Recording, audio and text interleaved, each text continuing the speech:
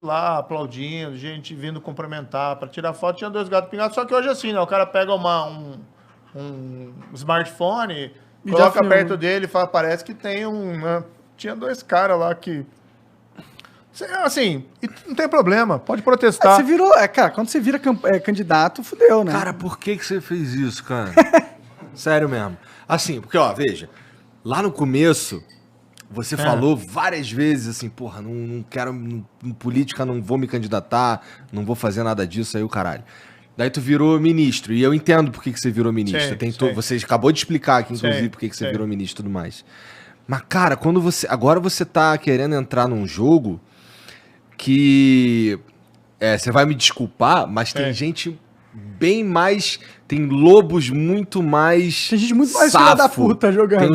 É um jogo diferente esse, cara. E assim, é um jogo que, além de colocar um alvo nas tuas costas, ele meio que... Eu sinto que ele descredibiliza um pouco o trabalho que tu fez. Tu não sente isso, cara?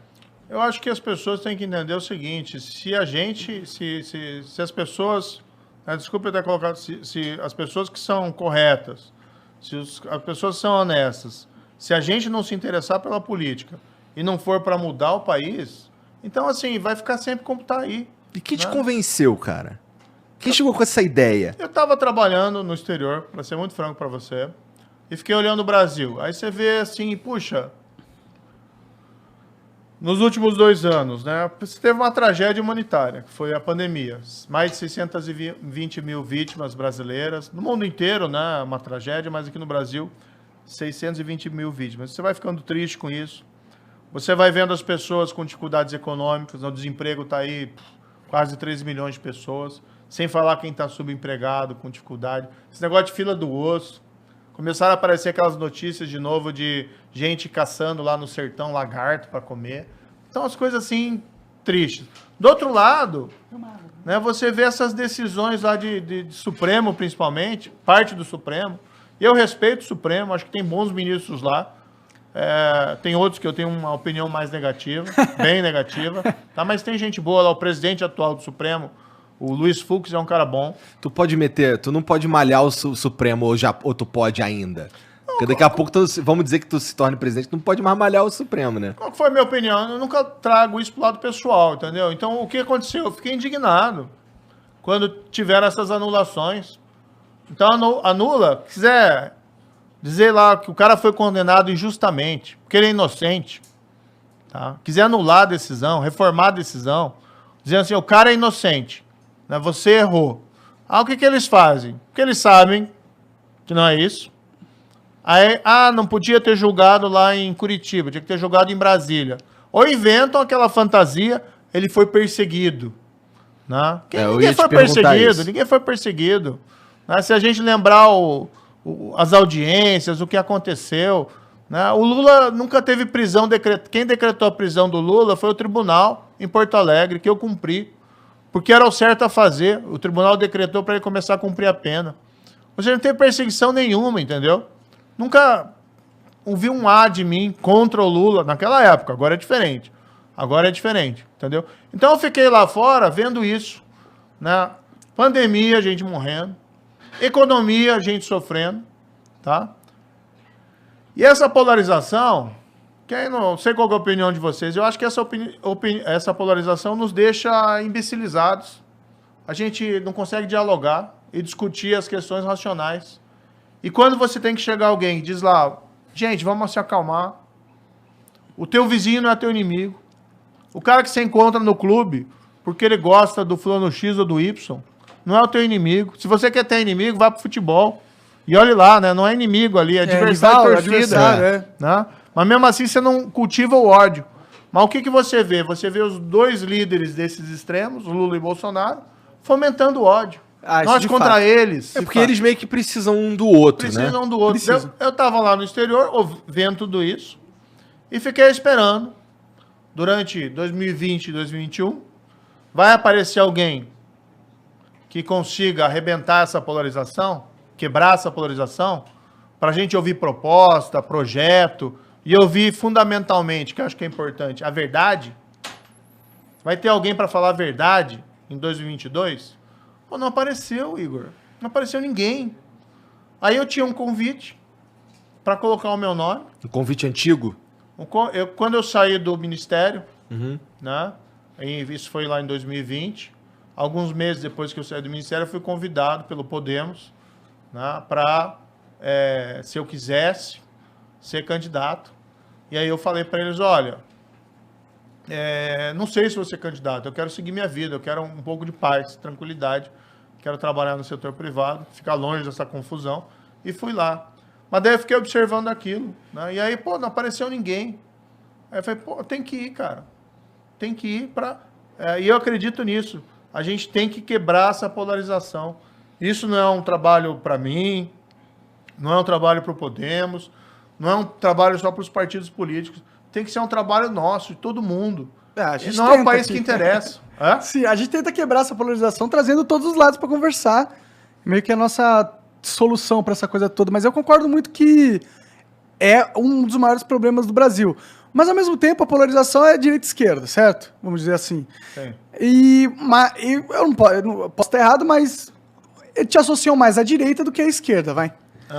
Como que você vai pegar esse público de esquerda e convencer... tipo, na eleição, acho que você não acho que não consiga. Não, eu acho que tem os caras que estão fechados com o PT e acabou. Tem os caras que estão fechados com o Bolsonaro e acabou. E eu acho que tem aí talvez mais de um terço da população brasileira que, porra, não tenho certeza de muita coisa, tudo mais.